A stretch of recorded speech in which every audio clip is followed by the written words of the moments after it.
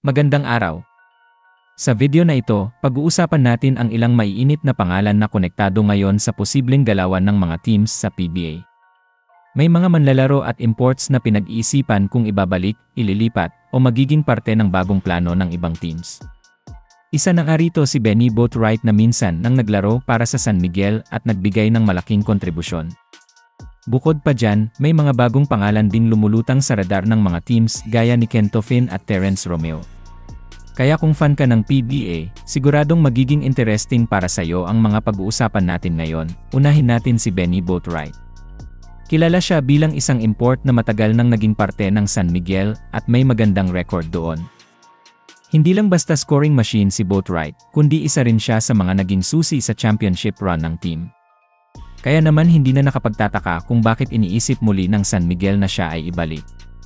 Sa tagal ng kanyang pananatili noon, kabisado na niya ang sistema at kultura ng team, kaya hindi na siya kailangang i-orient pa ng matagal kung sakali. Ang advantage ng pagkakaroon ni Boatwright sa lineup ay hindi lang sa opensa.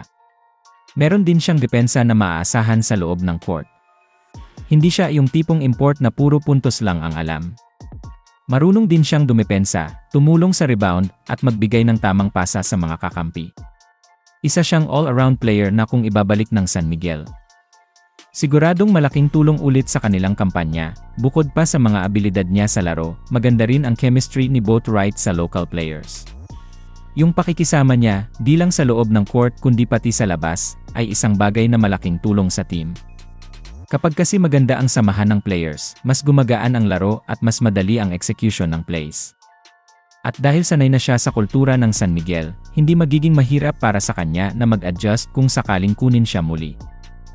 Marami ring fans ang nagsasabi na gusto nilang makita ulit si Boatwright sa PBA. Hindi lang dahil sa skills niya, kundi dahil sa leadership na naipapakita niya sa crucial moments. Maraming beses na rin niyang pinatunayan na kaya niyang dalhin ang team sa panalo, lalo na sa mga dikdikang laban. Kaya kung sakaling bumalik siya sa San Miguel, tiyak na marami ang matutuwa at mag-aabang sa performance niya. Ngayon naman, punta tayo sa isa pang interesting na pangalan, si Ken Toffin ng Phoenix. Ayon sa ilang ulat, nasa radar siya ngayon ng Magnolia. Ibig sabihin, pinag-iisipan siyang kunin o trade ng Magnolia para mapalakas pa ang kanilang rotation. Si Toffin ay isang versatile na player. Kaya niyang maglaro sa wing position at may kakayahan din sa depensa, bagay na gustong-gusto ng isang team na Magnolia na kilala sa defensive identity. Kung sakaling matuloy ang dalawang ito, malaking bagay ito para kay Toffin. Ang paglalaro sa isang team gaya ng Magnolia ay isang oportunidad na magpapalawak pa ng kanyang experience. Sa Phoenix, maganda ang pinakita niya, pero sa Magnolia, mas magkakaroon siya ng exposure at chance na makalaro sa mas maraming crucial moments, lalo na kung parte siya ng first five o main rotation. Ang sistema ng Magnolia ay bagay din sa playing style ni Toffin. Mas gusto nila ang mga players na hustler, marunong dumepensa, at willing tumulong kahit walang bola. Si Toffin ay hindi lang basta score. Marunong din siyang gumalaw off the ball, marunong maghanap ng open spots, at laging ready sa catch-and-shoot situations. Kaya kung mapunta siya sa Magnolia, magiging magandang fit siya doon. Isa pang bagay na pwedeng makatulong kay Toffin kung mapunta siya sa Magnolia ay ang leadership ng team. Marami silang veteran players na pwedeng mag-mentor sa kanya. Sa isang batang player, malaking bagay ang guidance ng mga veterano, lalo na sa mga pressure games. Mas matututo siya kung paano humawak ng importanteng moments sa laro at paano maging consistent sa performance. Sa Phoenix, nakita na natin kung paano siya unti-unting nagiging reliable player. Pero kung mabibigyan siya ng bagong environment na mas structured, posibleng mas makita natin ang full potential niya. Kaya hindi malayo na kaya siya tinitingnan ng Magnolia ngayon ay dahil sa nakikita nilang future asset siya na makatutulong sa long-term plans ng team. Sunod naman nating pag-usapan ay ang isa pang malakas na pangalan sa balita, si Terence Romeo. Ayon sa ilang sources, isa rin siya sa mga tinitingnan ngayon ng Magnolia para sa posibleng revamp ng kanilang lineup. Si Romeo ay kilala sa kanyang explosiveness at hindi na bago sa kanya ang pagiging go-to guy ng isang team. Kung sakaling mapunta siya sa Magnolia, siguradong mabibigyan ito ng bagong mukha ang opensa ng team. Matagal-tagal na rin si Romeo sa Jeep at habang may mga magagandang laro pa rin siya, marami ang naniniwala na kailangan na niya ng bagong environment para mas mapalabas pa ang kanyang laro. Sa Magnolia, may tsansang bumalik siya sa top form niya dahil sa mas malinaw na sistema at suporta ng coaching staff. Kung ibibigay sa kanya ang tiwala, hindi malayong muli niyang maabot ang level ng laro na inaasahan sa kanya ng marami. Bukod sa kanyang scoring, si Romeo ay may experience na rin sa maraming high-pressure games. Kaya sa Magnolia, pwede siyang maging closer, yung klase ng player na tinatawag sa mga huling minuto ng laro.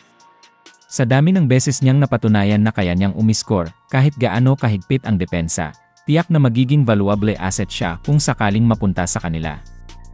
Pero hindi lang sa opensa makakatulong si Romeo. Marunong din siyang mag-set up ng play at magbigay ng tamang assist kapag kailangan. May court vision siya na bihira sa ibang guards.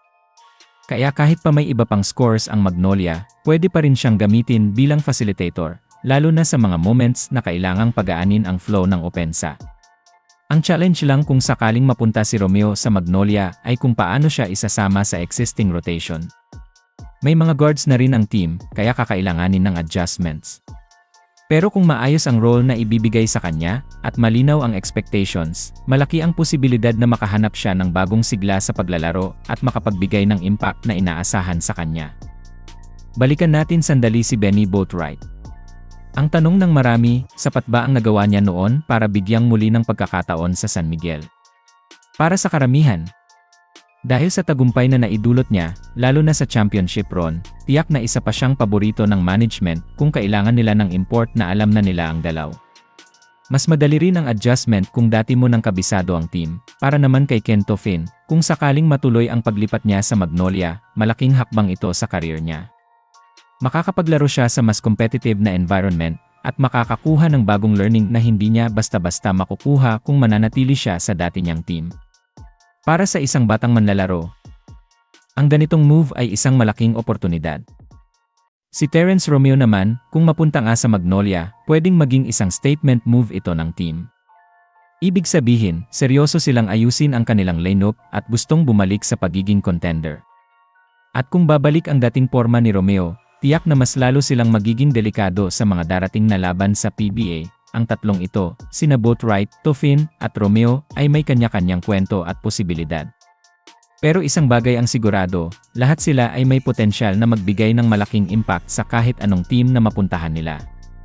Ang tanong na lang, kung matutuloy ba ang mga balitang ito, at paano ito makaapekto sa buong liga. Magiging interesting din panoorin kung paano mag-adjust ang ibang teams kung sakaling matuloy ang mga galawang ito.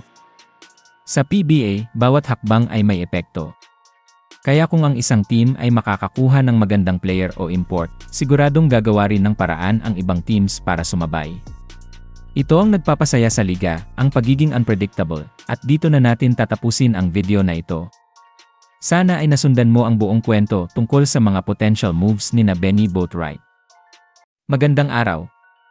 Sa video na ito, pag-uusapan natin ang ilang maiinit na pangalan na konektado ngayon sa posibleng galawan ng mga teams sa PBA. May mga manlalaro at imports na pinag-iisipan kung ibabalik, ililipat, o magiging parte ng bagong plano ng ibang teams. Isa na nga rito si Benny Boatwright na minsan nang naglaro para sa San Miguel at nagbigay ng malaking kontribusyon.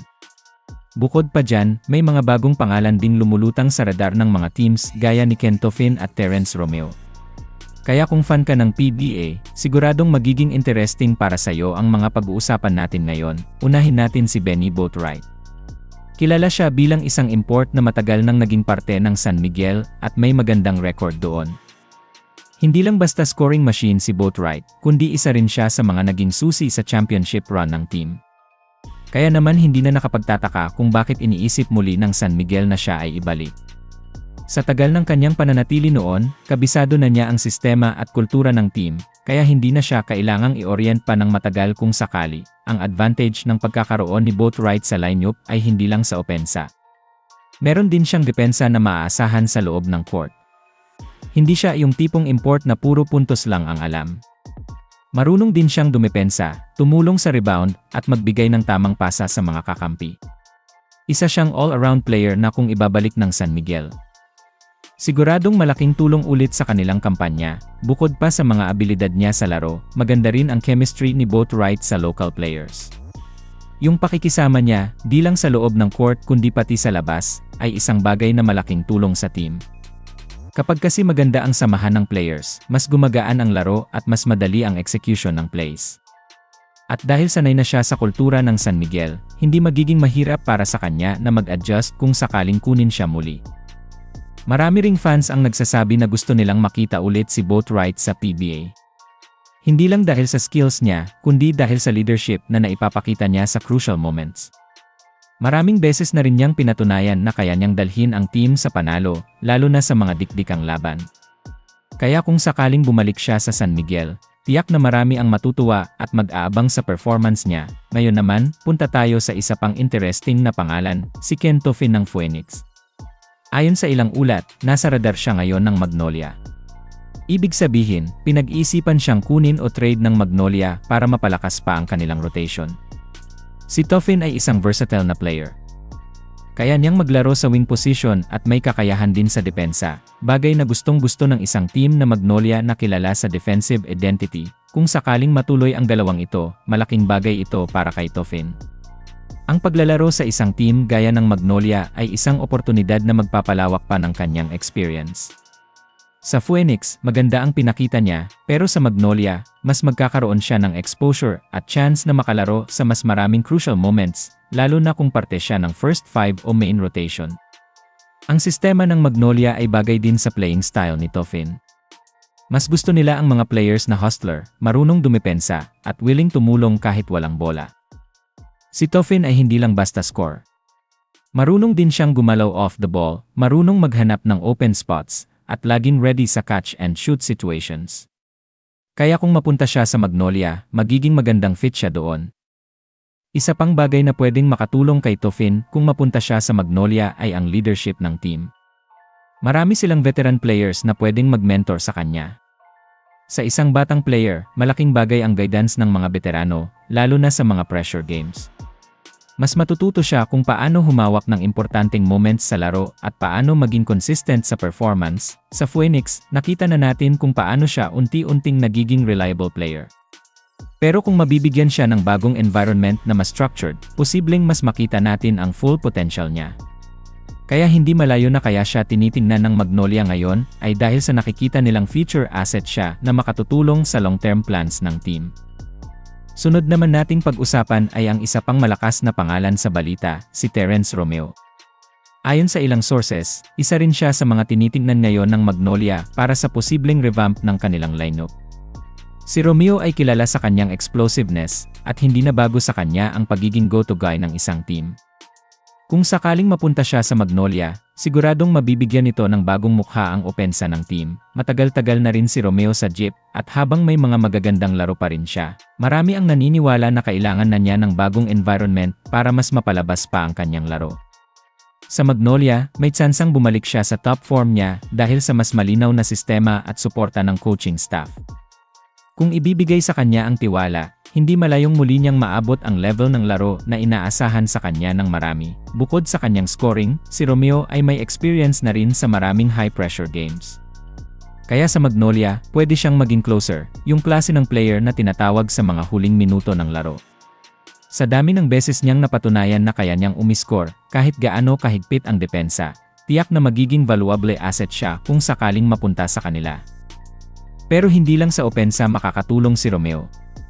Marunong din siyang mag-set up ng play at magbigay ng tamang assist kapag kailangan. May court vision siya na bihira sa ibang guards. Kaya kahit pa may iba pang scores ang Magnolia, pwede pa rin siyang gamitin bilang facilitator, lalo na sa mga moments na kailangang pagaanin ang flow ng opensa. Ang challenge lang kung sakaling mapunta si Romeo sa Magnolia ay kung paano siya isasama sa existing rotation. May mga guards na rin ang team, kaya kakailanganin ng adjustments. Pero kung maayos ang role na ibibigay sa kanya, at malinaw ang expectations, malaki ang posibilidad na makahanap siya ng bagong sigla sa paglalaro at makapagbigay ng impact na inaasahan sa kanya. Balikan natin sandali si Benny Boatwright. Ang tanong ng marami, sapat ba ang nagawa niya noon para bigyang muli ng pagkakataon sa San Miguel? Para sa karamihan, dahil sa tagumpay na naidulot niya, lalo na sa championship run, tiyak na isa pa siyang paborito ng management kung kailangan nila ng import na alam na nila ang dalaw. Mas madali rin ang adjustment kung dati mo nang kabisado ang team. Para naman kay Ken Toffin, kung sakaling matuloy ang paglipat niya sa Magnolia, malaking hakbang ito sa career niya. Makakapaglaro siya sa mas competitive na environment at makakakuha ng bagong learning na hindi niya basta-basta makukuha kung mananatili siya sa dati niyang team. Para sa isang batang manlalaro, ang ganitong move ay isang malaking oportunidad. Si Terence Romeo naman, kung mapunta nga sa Magnolia, pwedeng maging isang statement move ito ng team. Ibig sabihin, seryoso silang ayusin ang kanilang lineup at gustong bumalik sa pagiging contender. At kung babalik ang dating forma ni Romeo, tiyak na mas lalo silang magiging delikado sa mga darating na laban sa PBA. Ang tatlong ito, sina Boatwright, Toffin, at Romeo, ay may kanya-kanyang kwento at posibilidad. Pero isang bagay ang sigurado, lahat sila ay may potensyal na magbigay ng malaking impact sa kahit anong team na mapuntahan nila. Ang tanong na lang, kung matutuloy ba ang mga balitang ito, at paano ito makaapekto sa buong liga, magiging interesting din panoorin kung paano mag-adjust ang ibang teams kung sakaling matuloy ang mga galawang ito. Sa PBA, bawat hakbang ay may epekto. Kaya kung ang isang team ay makakakuha ng magandang player o import, siguradong gagawa rin ng paraan ang ibang teams para sumabay. Ito ang nagpapasaya sa liga, ang pagiging unpredictable, at dito na natin tatapusin ang video na ito. Sana ay nasundan mo ang buong kwento tungkol sa mga potential moves ni Benny Boatwright.